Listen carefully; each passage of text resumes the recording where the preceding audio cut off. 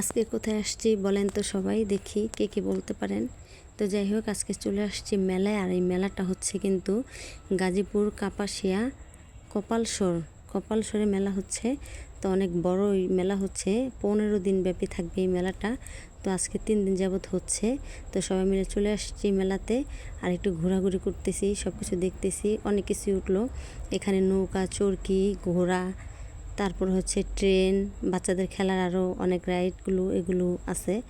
আর বিভিন্ন রকমের খাবারের দোকান। আর মেলা মানি হচ্ছে জিলিপি, খাবার দাবার এগুলো তো থাকবেই। তো যাই হোক, আইসক্রিম, ফুচকা সবই ছিল এখানে। তো ঘুরে ঘুরে দেখতেছি, এটা হচ্ছে ট্রেন।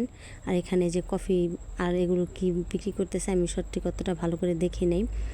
তারপর এখানে ফ্রুট আইসক্রিম, যেটা মানে বিভিন্ন ফল দিয়ে বানানো হয়, সেই আইসক্রিমটাও এখানে পাওয়া যাচ্ছে, যে সবাই নিচ্ছে আইসক্রিমটা।